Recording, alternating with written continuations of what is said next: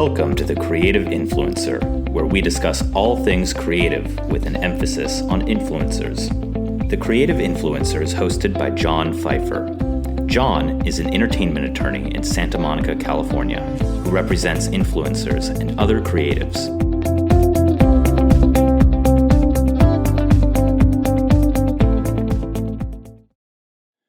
This is the third minisode of the sixth season of the Creative Influencer podcast. Today, we're going to look at the NCAA's interim policy related to a student-athlete's exploitation of their name, image, and likeness, or as it is commonly referred to, NIL. First, some background. In June of 2021, the United States Supreme Court decided a case called NCAA versus Alston.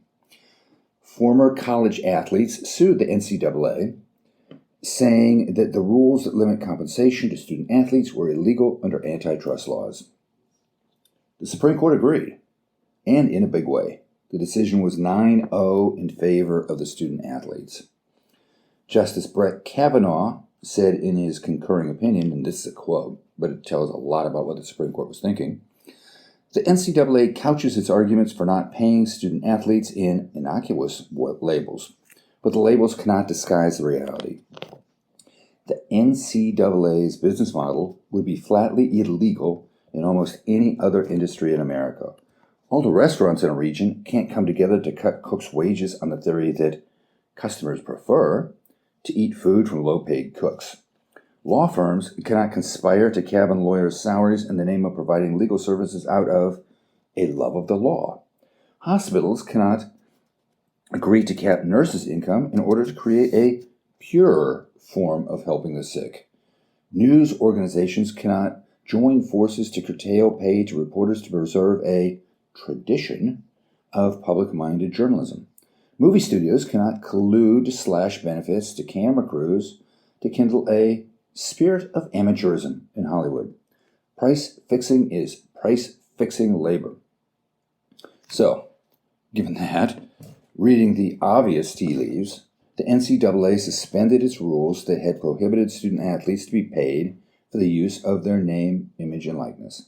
Not long after that, the NCAA issued a so-called interim name, image, and likeness policy. So for more on this background, go back to Minisodes 2 and 3 from Season 5. Today, we're going to look at the interim policy from the perspective of the student-athlete and from the perspective of the school. So for the first time in over 100 years, a student-athlete can now engage in NIL activities as long as they comply with the laws in their state. The NCAA said that the athlete should, but aren't required to, report the NIL deals to the school, which means they won't. Athletes can also hire a professional service provider. What's that? Well, a professional service provider includes an agent, an attorney, a marketing consultant, and a brand management company. In other words, athletes don't have to navigate NIL opportunities by themselves. They can have help. The NCAA has stated that NIL agreements should include expected NIL deliverables. That is, the kind and number of posts and videos. Seems like a no-brainer, but it prevents compensation for work not performed.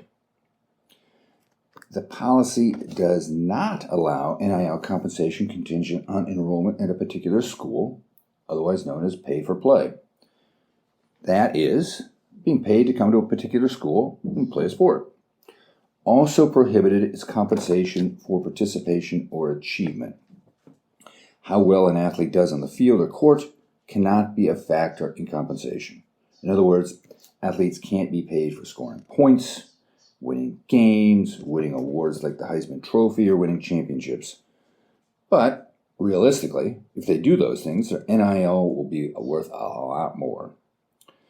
So, players can accept money from businesses in exchange for using them in advertisements, and can promote themselves or other companies in public appearances. Other NIL deals would include personal appearances, traditional commercials, social media posts, and videos, and autograph signings. So now let's look at NIL deals from a school's perspective. Schools cannot guarantee a particular NIL opportunity upon enrollment. They may not use NIL to recruit an athlete, but they will. And more on that in a later minisode. Schools may not provide compensation in exchange for the use of the athlete's NIL, and schools may impose additional requirements related to NIL, but they won't. Again, more on that in future minisodes. Schools cannot tell an athlete how he or she has to use their compensation. For example, schools cannot require an athlete to spend the money to replace financial aid, but NIL compensation remains excluded from NCAA financial aid limitations. Now, the NCAA has said that the temporary policy will remain in effect until it issues new rules. That's why they call it a temporary policy. Or until there is a federal NIL legislation. But don't hold your breath. There has been almost no movement in Congress since July 2021. So more on NIL in future minisodes. That's it for this time. If you enjoyed our podcast, please write a review on iTunes and tell your friends to subscribe. If you have any questions about influencers or suggestions for future episodes, email them to John at Pfeiffer@pfeifferlaw.com. Thank you for listening.